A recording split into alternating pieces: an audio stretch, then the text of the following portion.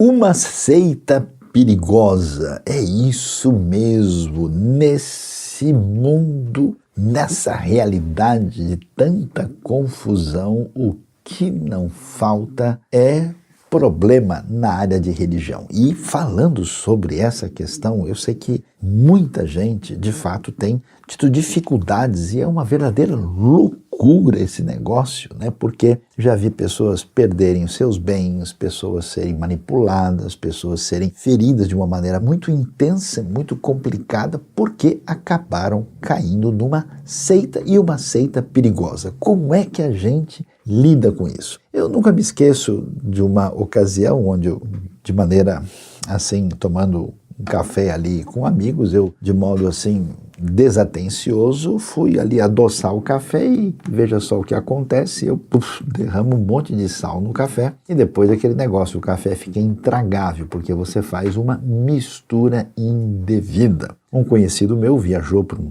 país no exterior e ele, assim, fazia tempo que estava com vontade de comer aquele feijão brasileiro e chegou num certo lugar e ele viu aquele feijão, assim, aparentemente, né, com um caldo suculento, grossinho. Ele falou, puxa, hoje é que eu vou matar à vontade. Quando ele viu, o feijão estava com melado. Ele nunca tinha visto isso e achou muito estranho. Então, essas misturas estranhas e esquisitas estão presentes nesse contexto de religião. E olha, para mostrar para você como esse negócio de seita perigosa não é novidade, eu estava dando uma olhada aqui no Novo Testamento e a gente encontra os conselhos de Paulo para o seu discípulo Timóteo e olha o que ele vai dizer para a gente. O Espírito diz claramente, 1 Timóteo 4, que nos últimos tempos alguns abandonarão a fé e seguirão espíritos enganadores e doutrinas de demônios. Tais ensinamentos vêm de homens hipócritas e mentirosos que têm a consciência cauterizada e proíbem o casamento e o consumo de alimentos que Deus criou para serem recebidos com ação de graças. Pelos que creem conhecem a verdade, pois tudo que Deus criou é bom e nada deve ser rejeitado se for recebido com ação de graças, pois é santificado pela palavra e pela oração.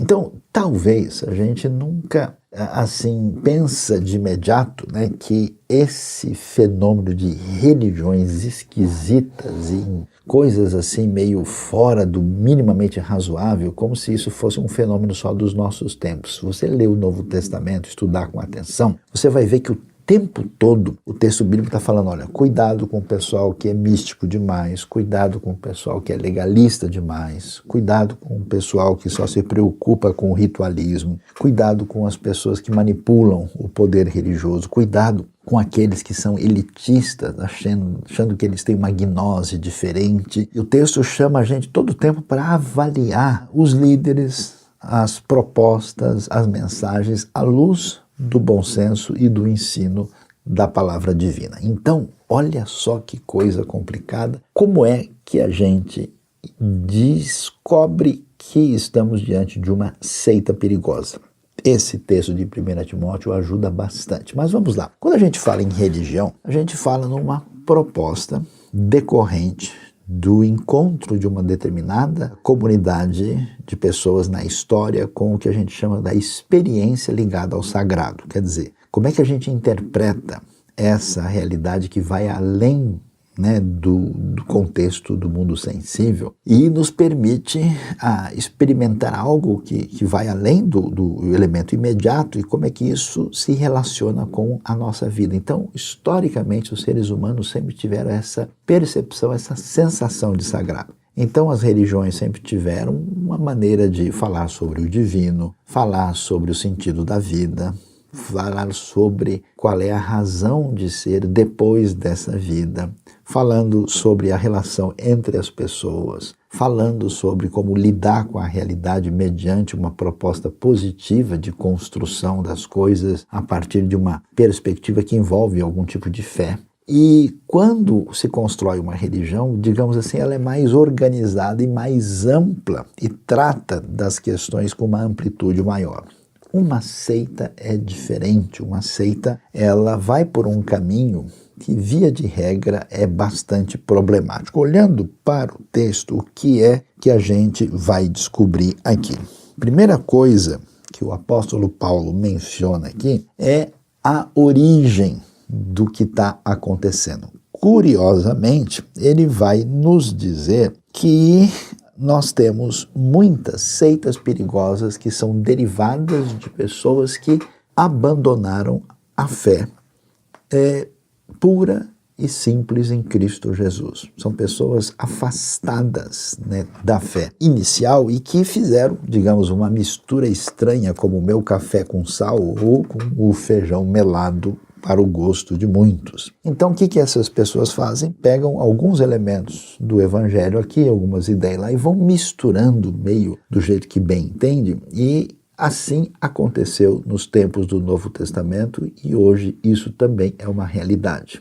Então, inclusive eu conheço expressões de grupos sectários assim que inclusive misturam coisas totalmente contraditórias, que não tem muito sentido, e a pessoa que segue aquele caminho fica via de regra confusa e muitas vezes num conflito pessoal profundo. A gente deve prestar atenção a respeito disso. A segunda coisa que merece atenção é que todo fenômeno religioso tem uma inspiração espiritual por trás daquilo. Quer dizer que a gente não pode ver a expressão da fé só como uma coisa psicológica, ou só como sociológica, ou só como uma realidade existencial. De fato, existe um mundo espiritual que está por trás do cenário. E segundo o texto bíblico, quando você tem uma expressão religiosa problemática que rompe com os elementos mais fundamentais da fé, isso só pode ser uma coisa do mal. Só pode ser uma coisa, inclusive existem. De fato, acho que quase todo mundo ouviu notícias de certos grupos religiosos que levaram pessoas, por exemplo, a suicídio coletivo. Levaram pessoas realmente a praticar coisas, eu diria assim, minimamente falando, escabrosas, porque é algo que a gente talvez nem no mínimo do bom senso poderia admitir como real possibilidade. Então a coisa é muito complicada. Pensando bem e pensando com uma atenção total, tem coisa que é do demônio, coisa que vem do mal. Mas não só isso, nós temos mais coisas que o texto ajuda a gente a entender. Preste atenção, olha lá, olha o detalhe comigo. Diz aqui o texto que esses ensinamentos distorcidos vinham de gente hipócrita e mentirosa que tinha a consciência cauterizada. Então preste atenção, se você vai seguir qualquer líder religioso, ou vai entrar em qualquer comunidade, a primeira coisa que a gente vê é qual é o perfil de quem está orientando, ou quem é o líder responsável, ou quem é a pessoa que encaminha, ou quem é até mesmo a pessoa que faz esse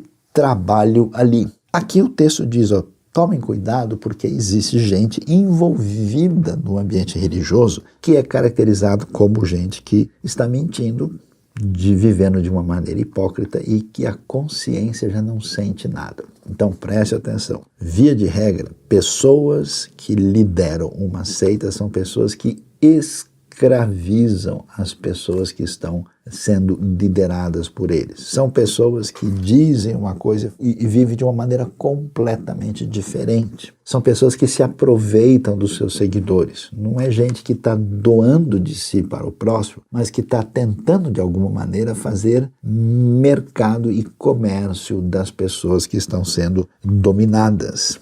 E aqui a gente vê que o texto menciona que eles já perderam até a consciência e estão agindo de má fé.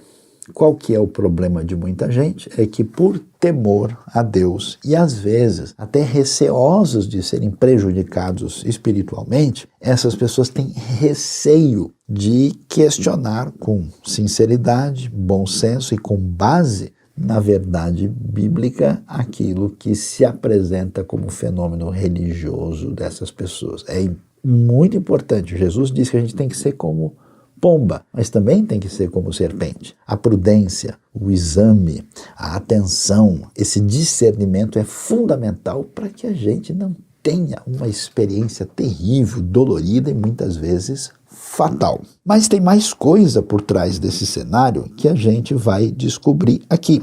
É interessante, Você pensa às vezes numa ideia religiosa. O evangelho, por exemplo, significa boas notícias, coisas que chegam para a gente da parte de Deus para deixar o nosso coração esperançoso e curado dos males que estão presentes em nós e à nossa volta. Mas olha só o que estavam fazendo na época. Esses líderes proibiam o casamento, o consumo de alimentos que Deus criou para serem recebidos com ação de graças pelos que creem e conhecem a verdade. Então, uma seita perigosa, via de regra, ela é legalista. O que é isso? Quer dizer que ela fica exigindo uma série de coisas. Aqui, imagina, proibindo o casamento e estando preocupado de maneira exagerada com o consumo de alimentos do ponto de vista ritual. E quando a gente perde o foco naquilo que envolve a nossa relação com Deus, amar o próximo, trabalhar com ética, com sinceridade, com alteridade, procurando ser caminho de bênção, e a gente fica discutindo se a camisa é amarela ou é azul, se o óculos é para trás ou para frente, se penteia o cabelo para um lado ou se não penteia de jeito nenhum, ou se a gente usa sapato ou tênis, quer dizer, a gente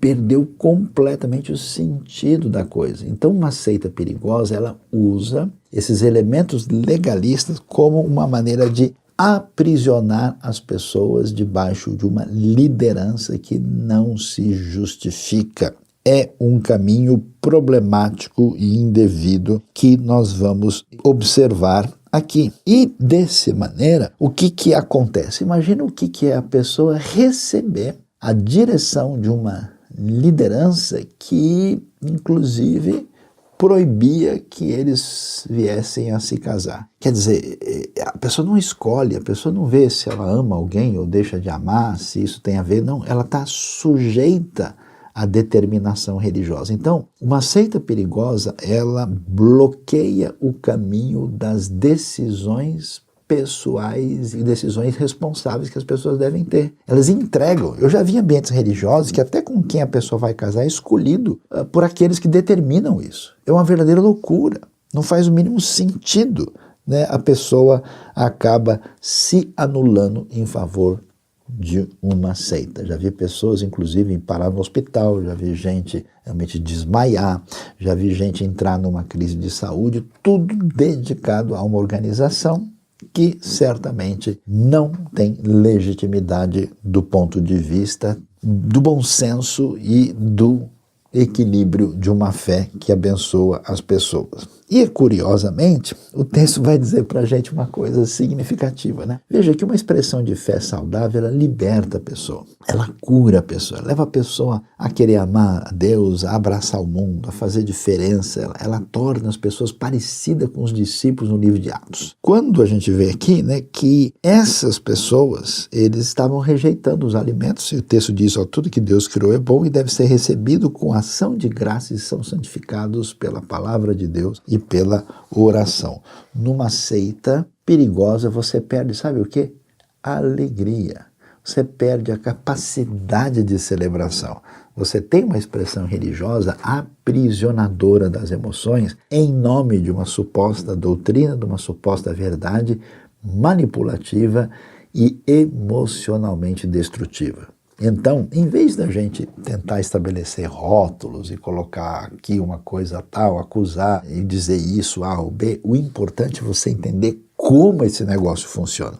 Então, para que a sua vida caminhe segundo a mensagem divina, que tem a melhor receita, fuja de uma seita antes que a sua vida seja destruída e se torne realmente uma jornada para lá de ardorosa, caindo numa seita perigosa.